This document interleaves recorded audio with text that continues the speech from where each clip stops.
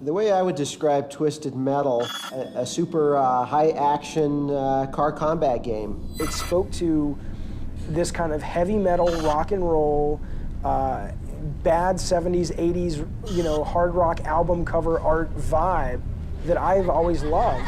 Twisted Metal is a lobe in my brain.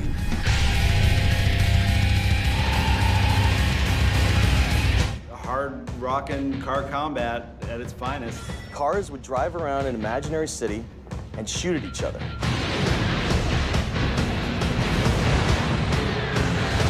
Twisted Metal universe was never slated to be a very Saturday morning cartoon. Twisted Metal, on a certain level, is still Rock'em Sock'em Robots.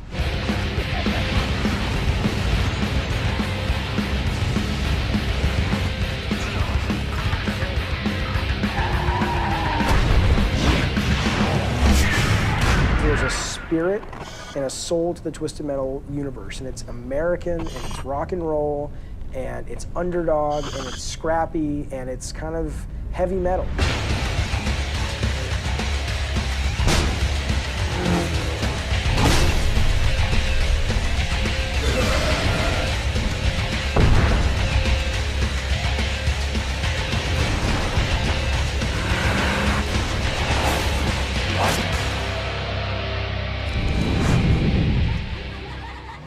I started at Sony as a tester right out of college. I had no clue what I was going to go make movies. It was my plan. And I worked on some games for Sony, and then this is actually funny. Me and my design partner at the time we were kind of hanging by a thread. I mean, we pissed off all the developers we worked with. We thought we knew everything. We knew absolutely nothing. And our boss called us in when he heard about these guys in Utah who were working for the military, and he says, "Look, I remember this meeting. He's like, look, my feet are at the fire on this with you guys. It's like this is kind of your last chance. It's like, don't screw this up." My thing was when I first got into the industry, and I sat down with David Jaffe, and I was coming from a very conservative engineering development environment, working with government and people that wear suits. It was very refreshing to see all these ideas just come pouring out, and I thought, oh my God, how am I gonna harness this? How am I gonna, try to take this and turn it into a production environment? We had gotten back from Utah the very first time when we saw this three-dimensional database, and we saw basically what 3D gaming could be, and we were stuck in traffic out by the LA airport. I think it's sort of at least for me, and I hope I'm not making myself crazy here, but I think it's a natural fantasy people have to be stuck in a car in traffic and just want to have missiles and guns on your car. And I thought, wow, this is so obvious. Hasn't someone else done this? And it was a great pleasant surprise to know that, well, no one has done this, so I was pretty excited, and it was pretty straightforward. So for me, I kind of like the more simple type of game concepts. You kind of see this game for what it was just at the concept levels. And we were so excited, and we wrote up this big design document, and we sent this off to these guys. And about a week later, the guys in Utah sent us back this document, which was a pizza delivery game. At the time, that sounded really cool, and it would have been such a disaster because how many times can you sequel a pizza delivery game? I don't remember how we somehow talked them out of the pizza delivery game. I'm not very articulate now, and I certainly was less articulate then, and it may have simply been me on a phone call going, "Are you out of your mind?" When the game was shown to Ken Kutaragi out in Japan, and this was towards the end of the game, his comment was, "When are we going to replace these graphics with real graphics?" That feedback got back to us and the team, and we were just like, what the hell? It's like, we don't have time to change these graphics. They are what they are. The other interesting comment that the Japanese had, a request to switch the weapons out for, instead of firing missiles, firing food groups like vegetables and fruit. We were pretty sure that Sony Japan was not real happy with the title. We had this focus test with these hardcore gamers that came in, and they just tore the game apart. This was towards the end of it. We were about to put it into marketing, get money from marketing to advertise it, and they played it, and it was the whole night they were making fun of it. Yeah, the description of it was it's a fighting game in cars. And so the focus test was comprised of hardcore fighting game gamers. And they just didn't really get, you know, how this was a fighting game in cars. I said, I'm going to start looking for a new job tomorrow because they're going to fire me because this is a disaster. And it turned out not to be. It turned out that we ended up, and I was stunned because somebody told me, oh, you guys got Game of the Year. And I'm like, what are you talking about, right? And then it turns out, and I won't mention the magazine because I don't think legally we can, but we ended up getting Game of the Year from the most prestigious game magazine that was out at the time. And I was just, it was amazing that it all actually worked. I mean, this was the first big game I had ever done. It was the first game these guys in Utah had ever made. And we ended up with a game that a lot of people really, really loved to the point that we were getting these major awards. And so it all worked out. I have no clue how. Maybe we all just got really lucky. I don't know. But it was cool. It was very, very cool.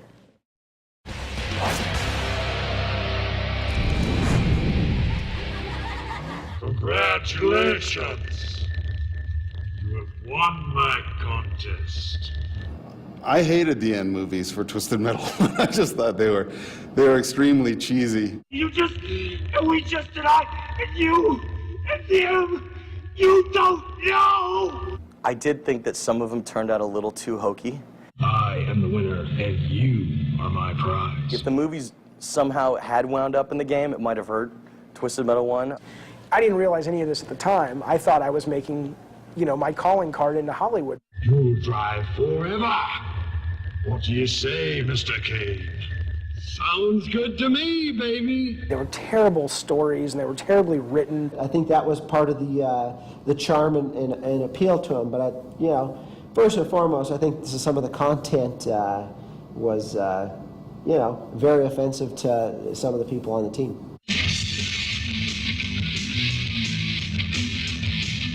We want more! Done.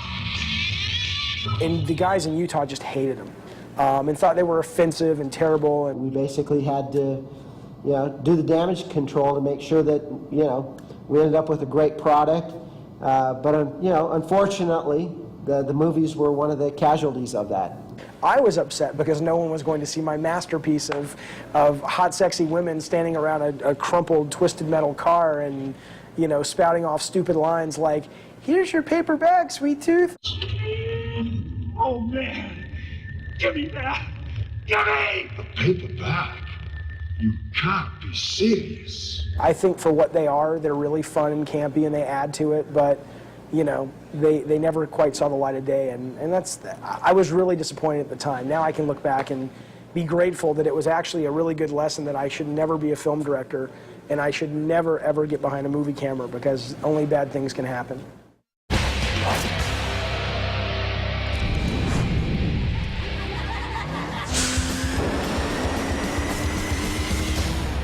We thought Twisted Metal 1 was a flop. We didn't know if we had careers left at Sony. Luckily, it was good enough to warrant a sequel, and that's when we were able to really kind of pull out all the stops and do a lot of things that we wanted to do with the first version. We really, you know, were excited to get into the second one because then we felt like we knew, you know, really how to make it the game that we wanted to play. We knew that Sony wanted to do a sequel, and I know Jaffe, Mike Jackson and I were really excited to basically put in a lot of the things that we didn't do and improve on a lot of the things that really sucked in Twisted Metal 1. The darkness, the graphics, the controls, the list goes on. And so we were like, okay, we have to fix this. We have to fix everything that we screwed up in the first place, which means, you know, we went so far as to say, let's forget them being cars. Let's make them hover cars because they'll be easier to control. We talked about hovering cars and cars with insect legs, you know, that can climb up buildings and things like that. Let's make them insects because insects don't move as fast and they can't get hooked, you know, caught on objects. I mean, we were looking, we would go into like stores and watch people play the game on kiosks. And you know, they were banging into walls, they were going too fast, and it really wasn't a very pick up and play game. And we thought that was the reason we were getting such bad focus tests and play tests. And so we were doing everything we could to sort of remedy that. We even said, let's forget the car combat, let's do missions. Like you're a car and you've got missions like, you know, a secret agent, but you're in a car. And then the reviews started to hit, and then the sales started to come in, and then the people on what at the time were sort of the BBSs and the sort of the beginnings of the internet started to sort of write about, oh my God, this game is awesome. My favorite Twisted Metal moment, probably a lot of people feel this way, is when the Eiffel Tower came down for the first time. The Paris level was probably one of the bigger or more popular levels, mainly because, you know, of the, you know, you could drop the Eiffel Tower and it would open up kind of a whole other level, which was the rooftops of the Paris buildings. And, you know, it was something that was just such a cool level that we all wanted to try to make it work. I just kind of, you know, it was actually during a single track staff meeting that during the whole staff meeting, I just started off with kind of a grid with some angled streets, and then, you know, put the Eiffel Tower. And the question was, could we afford this? It kind of became a mission for us to make this level work. I remember when you looked at the level and we started reviewing it, and I remember Jaffe saying, dude, if you could make this thing work the way that you're saying it could work, we got to do it.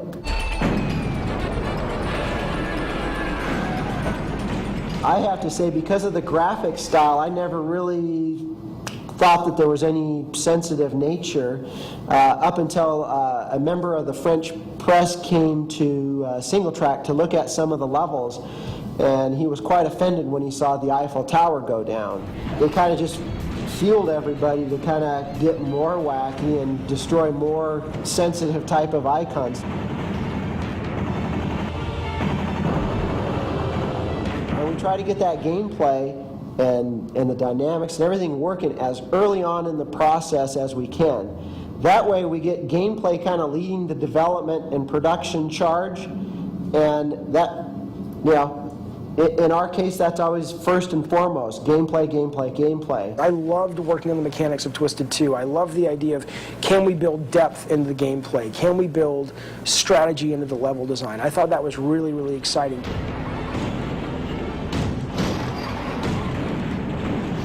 I think all those things factored into it as, you know, making it the best of the series.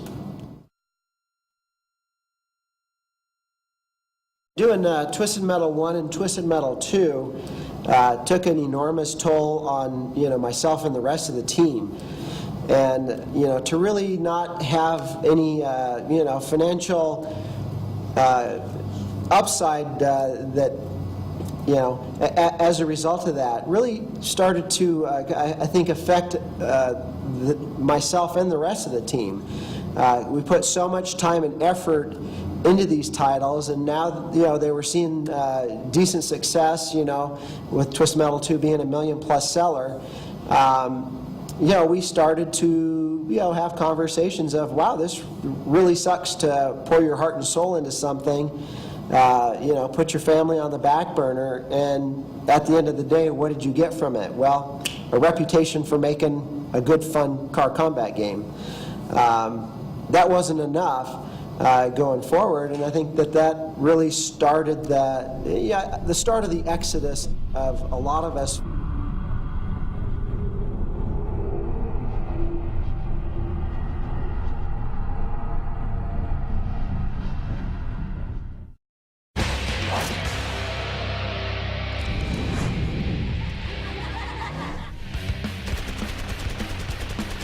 Regarding Twisted Metal 3 and 4, I think my reaction and many other people on the team is, what have you done with our baby?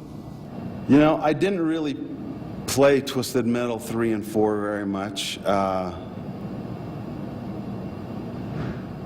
me, they weren't really Twisted Metal, you know, because they didn't have the same feel at all.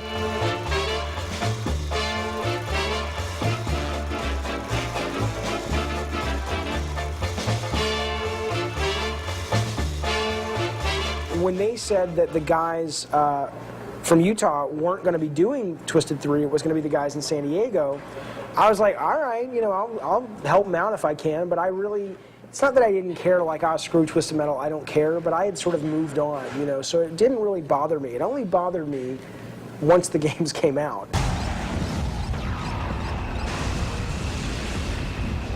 You have to sort of understand the world of Twisted Metal to make a Twisted Metal game, and I think what those guys got was they understood it sort of at a marketing level.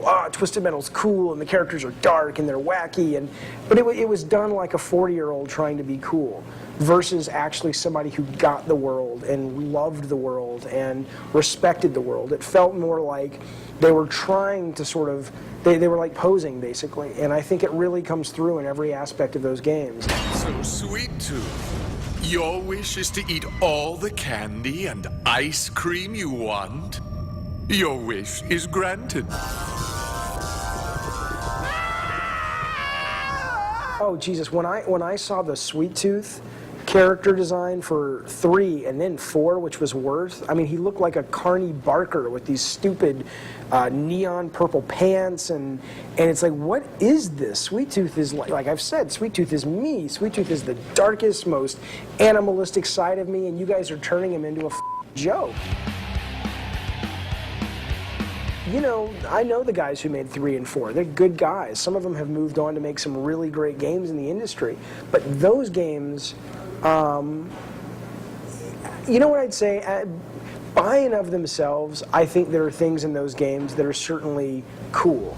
And there's good work in those games on every aspect, code and art and game design. That's not to say by themselves they're bad games. They're just bad Twisted Metal games.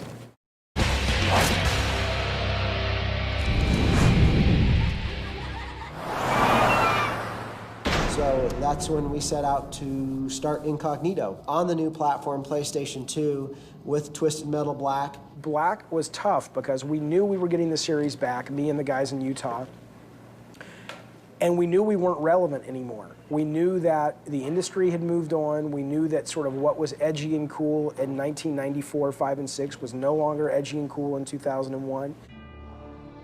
And so what I was in love with on Twisted Metal Black was the world, and the tone, and the characters, and the stories.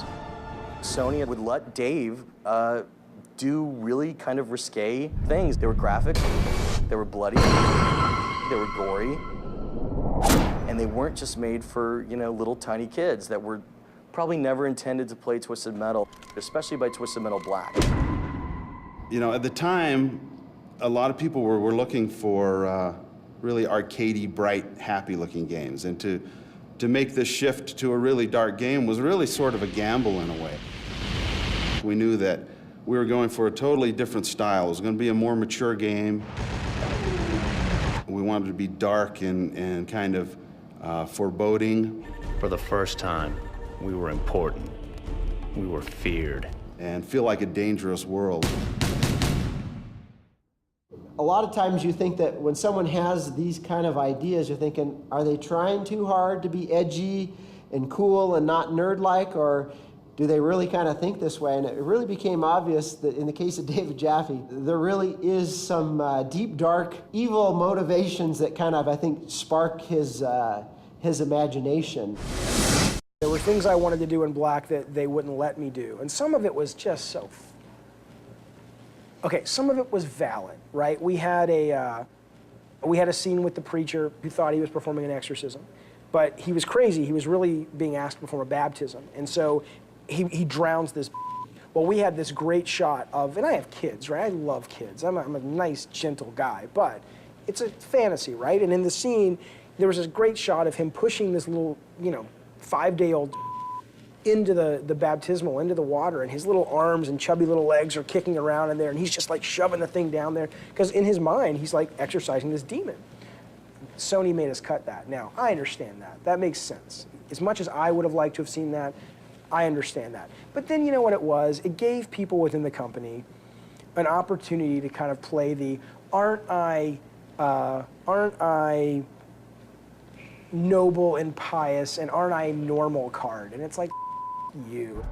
The voice inside me was a figment of my imagination.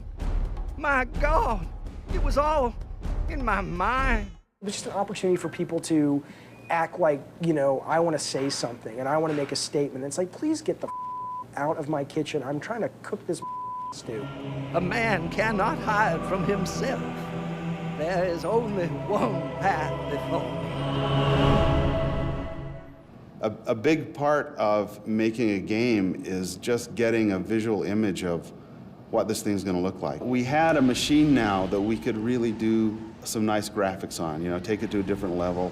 And this one was the first time I felt like we were really creating a universe, a place that was apart from the world, that when you go into it, you feel like you're really in a consistent, interesting world.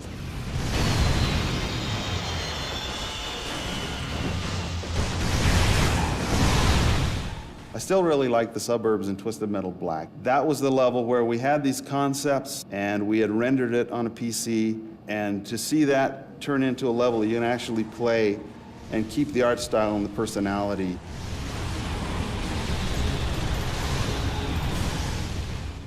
It holds a special place in my heart. I still really like that level just because of those things. I definitely don't think it's the best game in the series. I think 2 is still the best game in the series. I think, honestly, at that time, I had gotten bored of the mechanics of the series. And so what I was in love with on Twisted Metal Black was the world. And I think because of that, the gameplay actually suffered. It was too hard. It wasn't creative enough. We really tied ourselves up being forced to every level having the same color palette of browns and blacks and grays and clouds in the sky rolling by. And I think the core experience, the interactive experience of that game really, really suffered because of it. And the good news is, just from a career standpoint, we had enough of the other stuff. We pulled off the atmosphere so well, and some of the sort of surface stuff so well, that we kind of got a free pass on the fact that the gameplay was good, but it wasn't great. But I definitely think it's probably the least quality gameplay. I think 2 is the best, 1 is the second best, and Black is the third best.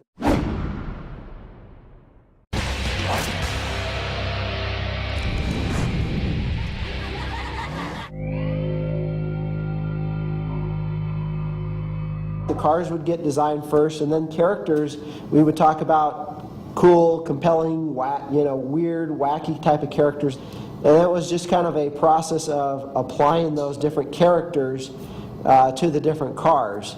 And that was always a fun process, and one that really endured a lot of changes throughout the development. And, you know, that used to really frustrate the hell out of me. It's like, wait a minute, why is this character now in that car?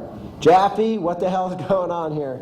But there was always a good, sound, solid reason for it. And, you know, again, in the end, the characters, I think, really were a good fit to the cars.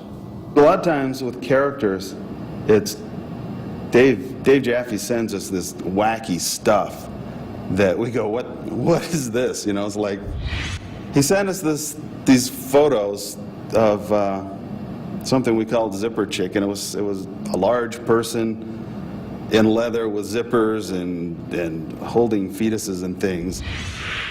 My favorite character would have to be Mr. Grimm. I think my mind bent so much it snapped in two. I just really like the whole, you know, the speed of his motorcycle. He can get into and out of trouble quickly. I like his, you know, the Gatling gun sidecar is really cool. You can never go wrong with a skull helmet. I mean, Axle was, you know, tied up in those tires. In order to gain his freedom out of the huge tires that he was molded to or robotically connected to, he literally ripped his arms out of the tires. We had some dripping blood, some disgusting sound, and I just never thought we were going to get away with it. Oh my God! I am a free man, and you are no longer my father. There was a character that was named Scott Campbell in the game, and he was the driver of Spectre. I was pretty stoked about the character. In fact, I really didn't even know that he was going to be called Scott Campbell until I saw it show up. You know, it's kind of a surprise. Always usually a pleasant surprise when you find out, wow, I wonder what the backstory is on this one. I love Sweet Tooth. My first memory of Sweet Tooth was we had a list of potential vehicles and characters, and one line said, "Ice cream truck driven by a demonic clown."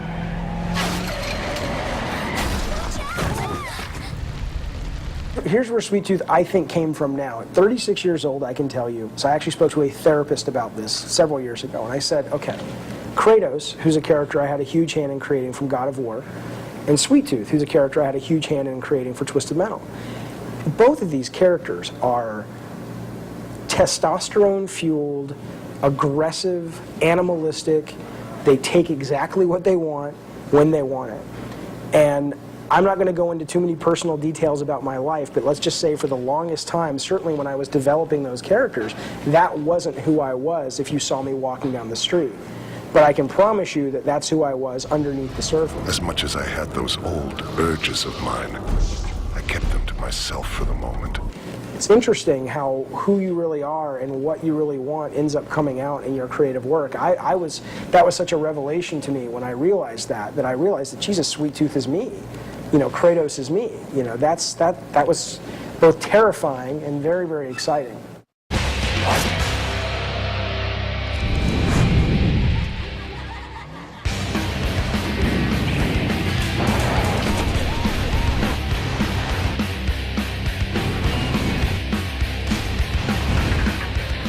But I think it's run its course. It's spanned through 3 different platforms, and again, I think, you know, sometimes it's good to leave on a high note. We know that it entertained a lot of people. We know it kept a lot of people up late. Anytime a game does not have good characters and good stories, you just end up with a lousy game. We need to find what is going to spark something, you know, that gets people interested in a genre again. The spark will come back, and we'll have a lot of really cool new ideas. I would hate to say that it's farewell. I hope down the road, you know, maybe someday we'll see it made into a movie. I don't think we're the kind of beloved series that really goes down in sort of gaming history as like, oh my God, that's one of the best games ever. But I love that position for this series. I think that's what the series, it feels pure to me. It feels like that's what it's meant to be. And when it resonates with those kinds of people, that makes me really, really happy. There's a lot of hardcore fans of the series, and they'll write to us and they'll call us and tell us all this stuff that we don't know. My favorite Twisted Metal level? I'd have to say it's Moscow and Twisted Metal 2. There's something about the balance in there. There's not enough weapons. Needs to be more weapons, but something about that ball design is freaking nice and balanced. We've been really fortunate that we've had great fans and lots of excitement, you know, in the marketplace for our stuff, and that just makes it all worthwhile. Twisted Metal 2 to me was a classic game in my eyes, but I was craving a game that was a little darker, a little more violent, a little more disturbing, and Twisted Metal Black definitely delivered that hands down. Thank you for all the great feedback that we've gotten over the years. I think it's really helped shape the game for the better. Let's talk Twisted Metal. I love Twisted Metal, and the reasons have changed quite a bit over the years, but the thing that's always been constant from day one is that it's just got, to me, the most incredibly deep multiplayer experience. To the fans of Twisted Metal, you guys are loyal, you guys are passionate. For whatever reason, Twisted Metal has always just been a very good game for replay value. It never gets old for me, and a lot of people from PMA just feel the same way. And we hope you guys keep that up. It's really a tremendous aspect of the series. That you care enough about what we do to write about it, to blog about it, to make boards about it, and most importantly to play it and to enjoy it. And so thank you so much for caring about our work. That means everything to us. I love Twisted Metal because I love fast-paced combat, I love blowing crap up, I love multiplayer, playing with my friends, but most importantly, it's great to have a story with characters you can relate to. Yeah, what can you say? Thank you.